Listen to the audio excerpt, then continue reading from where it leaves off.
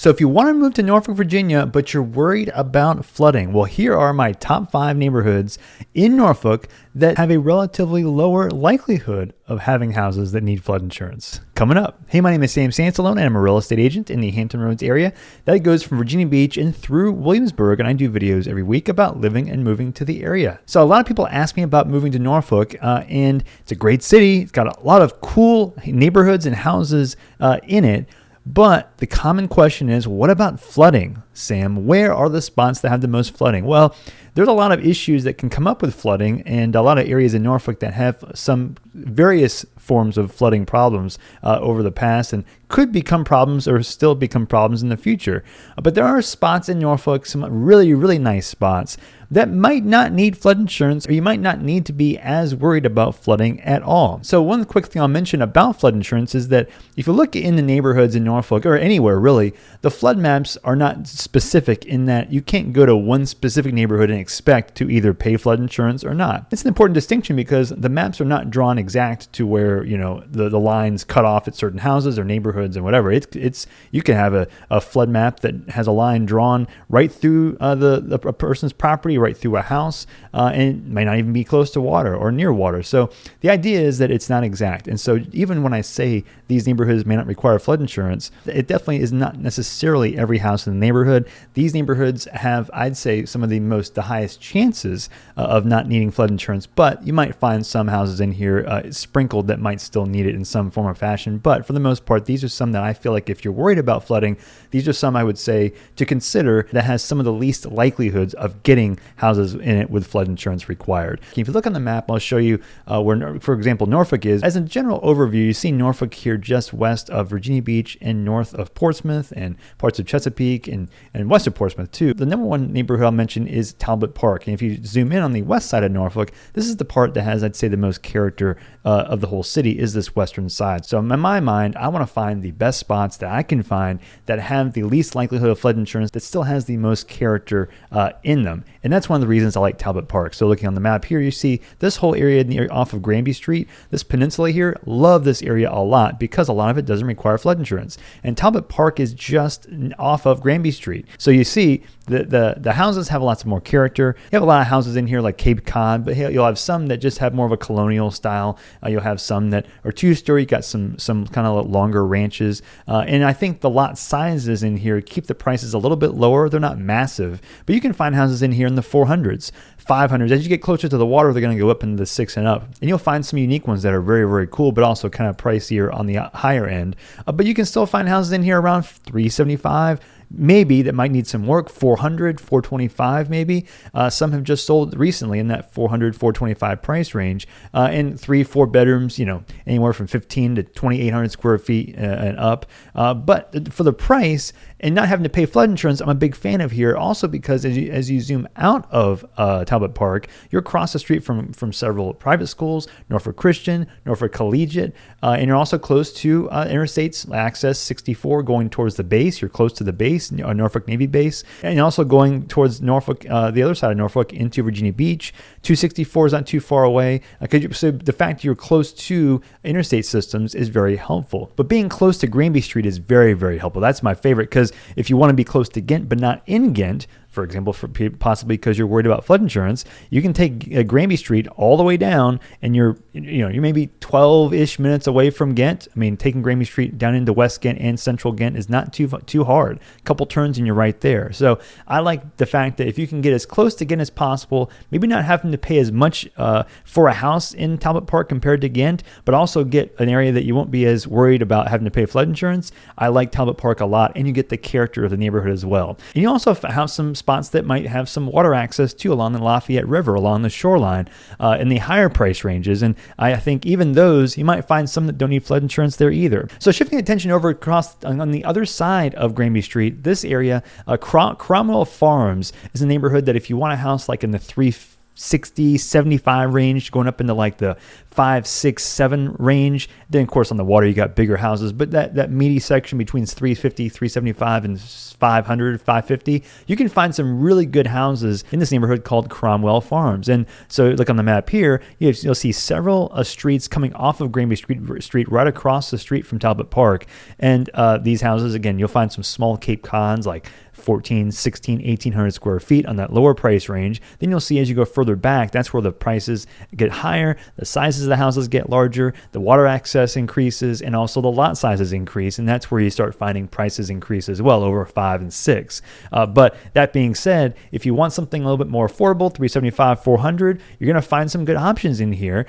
You'll find some drawbacks too. Like if you don't like Cape Cod style houses, there are a lot of those in here. And I think that can be a drawback because if you find a house that's larger, the Cape Cod style got those pitched roofs, the upstairs can be kind of weird. So it's not always ideal, the floor plans. But that being said, you get a really nice house and location. And again, same access to Ghent and nice character neighborhood that you can't find in other parts of Norfolk as you go further east. It's a little bit harder at least. Another drawback I'd say would be, again, older houses, old house style problems. You hear me talk about that a lot. Cast iron pipes can be an issue here. Older wiring thing, if a house hasn't been updated in a while, those types of things that can really add up in price and be more frustrating and time consuming to repair or replace. Another drawback in this neighborhood is that the streets are a bit more narrow. So you can park your car on the street. It's not a problem. It's just that, you kind of be more mindful of the fact that when you do that, you might have cars driving by, like in that mindset of, a car hit me if I'm parked on the side of the street, that kind of thing, because it really isn't that wide of a street. So if two cars are parked, on different sides, it just gets to be more of like a maze going through parts of the neighborhood. So that's, I'd say, one of the drawbacks, but it feels a bit more cramped. That's part of why it's a little bit cheaper too. So with the drawbacks, you do get more benefits. I do think that for the exchange of the drawbacks, I do like what you can get too. For the prices, anywhere, again, I think for value, being on the water, I think it's one of the best values on water, but also some of the best values off water, but not needing flood insurance on this side of Norfolk, as close as you can get to Ghent. So now we're going to take a trip north, going to the north part of Norfolk, and the very north near Ocean View.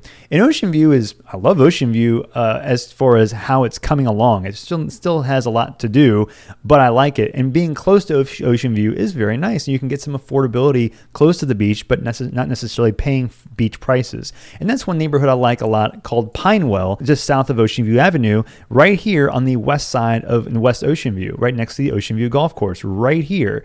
This area is right next to Granby Street. So as you go further back up Granby Street, you just keep going, you'll hit Pinewell, but you're right across the street from the beach. There's a park across the street. I mean, it's an awesome access point to the beach. Several beaches, access points to the beach.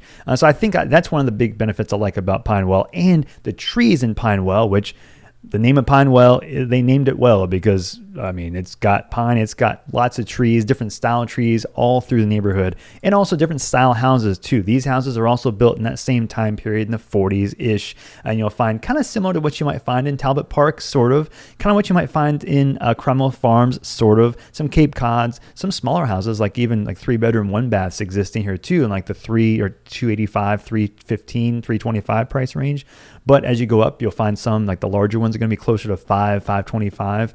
And that kind of comes with the territory. But again, being close to the beach and having this style of house is really, really cool too. So that combination, the access to the beach, is a nice benefit here. One of the cool things I like about Pinewell though is that the medians down some of the streets in Pinewell are really wide with trees in them too. So you'll find really nice line trees along the middle of the street. So as you drive up and down both sides of the roads, you'll see, and you'll be separate from the rest of the other sides of the streets. And also you got a lot of like green space, more green space than you'd find in other parts of Norfolk, just because there's a lot of space. There's not a lot of space to do what they did in Pinewell. I just think that adds a nice little touch in Pinewell that you might not be able to find as much in the rest of Norfolk. You don't really see the really cool factors that you find, like the nature in Pinewell, like in the wintertime, just because it's just not as green as you find like in the spring and summertime. Everything's in bloom. The trees are big and thick. I just love the feeling of what you get in Pinewell. And again, the prices aren't that bad for what you're getting too. So I think there's still a nice balance there. I do like the access to the rest of Norfolk. And also, if you also have to work on the Hampton Newport News side, you're not too far away from Interstate 64 and the tunnel. I'd say the issue here is that because it's kind of a congestion point close to Pinewell over towards 4th View Street, you're going to have some issues getting to the tunnel and back home. I'd say a lot of times just because there's so much congestion in a very small area. So I think that's kind of annoying. So that while you're close to the Hampton Roads Bridge tunnel going to Hampton and Newport News, it's frustrating because the traffic can still take you a while to get into the tunnel and through to the other side. But if you like golf, you're right next to the Ocean View Golf Course, which I think being close to a golf course in Norfolk, that close, is also cool too if you're a golfer. The drawback here would be that you're close enough to jet noise to where it is noticeable. At least it's not zero, right? So, people talk about Oceana Naval Air Station in the beach. People also talk about Fentress Airfield in Chesapeake. Well, there is some jet noise in parts of Norfolk as well. You can hear planes in Pinewell too, and that I'd say would be the biggest drawback. But I'd say at the same time, what you get, again, I'm a big fan. Also, the fact that the area has almost no flood insurance issues that I know of in the neighborhood at all. That's, of course, a big value and the reason why I'm making this video. And one thing to keep in mind about flood insurance is it can change at any point. FEMA draws the maps. They can change the maps at any point. So please do your due diligence before you make any assumptions about where you're looking to buy. In case a neighborhood that didn't need flood insurance all of a sudden does, you want to make sure you look at the up-to-date maps and talk to your real estate agent to make sure you're getting good information about the updated real-time information, because that can change at any point, and the lines can be drawn and change at any point. So a house that may not need flood insurance on one day may all of a sudden might need it the day after, and so just keep that in mind before you make any decisions. Do some due diligence there. So next, we're going to take a drive over to kind of the eastern side of Norfolk, on the other side of East Beach, south of there near the airport, in one neighborhood called Glen Garff, and that is down here. Zooming in, you see the airport just to the east of it. There it is, right there. Well, look at Azalea Garden Road, which there are several neighborhoods up and down Azalea Garden that I like a lot. Glen Garff is great. It's also kind of secretive. People don't really talk about it much, and not many houses in here sell. But when it does, I think it's worth jumping on. So you look here, Azalea Garden here. The streets are right here. You're right across the street from the Norfolk Botanical Gardens, right across the street there. But you're also you're on Lake Whitehurst. And Lake Whitehurst is sneaky because you can't take a boat over out into the ocean. It's close, but you can't. But the views on Lake Whitehurst are really, really nice, and so you can get some underpriced water views because you can't really do as much on the water. So the prices in here are going to be anywhere from like the 400s range for like the smaller houses, maybe even 375. But then if you go up, especially on the lake, you're going to be getting closer to like the 6s and the 7s, maybe even 8 in some cases. These don't sell very often. One of the things I also like about being on the water here is that Lake Whitehurst, I think the positioning of Lake Whitehurst in relation to the lots that you find, like especially in Glen Garff, it's not, the grading isn't too far off. Meaning you're walking on your backyard, and as you walk towards the lake, it feels like you should be in a place that has a lot of flood insurance issues. But the reality is, a lot of these houses don't. And so it looks like you're kind of walking almost around the lake. It's almost super close to the height of the land in some cases. And so you can get a real nice backyard situation, real nice lake situation. There are some that have pools in the lake. Again, those are going to be in a little bit higher the price range. But if you can get one, I think it's an awesome location. Also because you're close to the airport. You're also close to the beach. It's surprising how close you are to the beach, because if you come out of here, Azalea Garden Road connects to Little Creek Road, which connects to Shore Drive, which connects to East Beach and East Ocean View, where some restaurants and all the buildup is happening over on the east side of East Beach.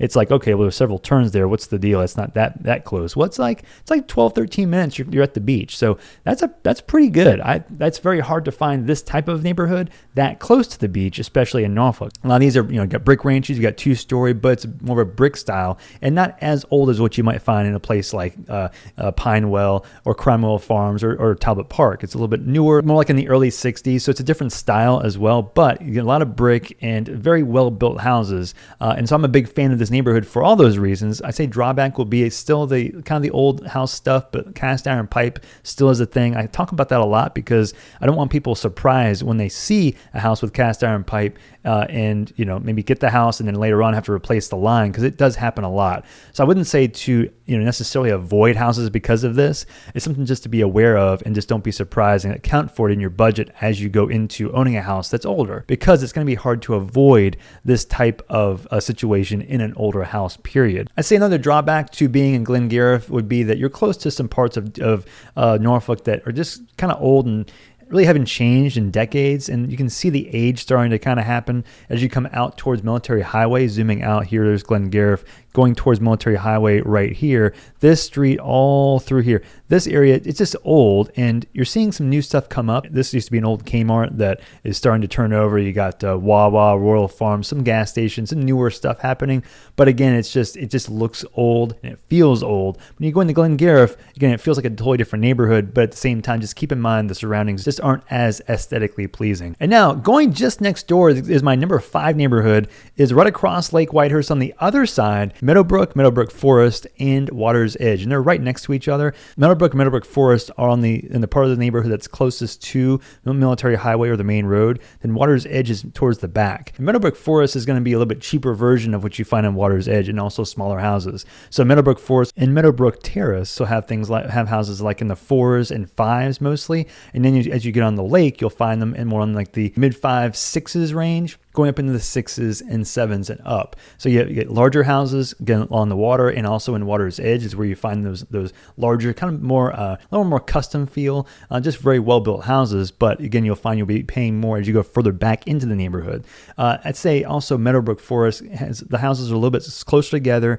Everything's a little bit more cramped, but it still feels nice. You do feel like you're in trees and nature, and so being that close to a place like Military Highway, I do like that as you turn off of Military, you just turn into this nice little nook here that just feels different than the rest of the part of town that you're in. So I think that's nice. You're close to the same things that you're also close to in Glen Garff, and you got some cut throughs. You can, through Meadowbrook and Water's Edge, you can get to Johnston's Road and cut up towards Little Creek and get to the same spot in Ocean View as you would in Glen Garff. And again, it's only like 9-10 minutes. Similar time period of houses built as well. So I think if you don't want to be in Virginia Beach, you don't want to pay like a $575, $550, $600 price range, you want to go down a little bit. I think Meadowbrook Forest has some good options in the $450, $475, $500 range that you can get a lot for your money and not be in Virginia Beach. The school district demand might affect where you might want to be as well, but these are kind of baked into all the prices you find in different parts of town. So I think if you want value, I would consider this, especially if you want a value type of neighborhood and neighborhood feel.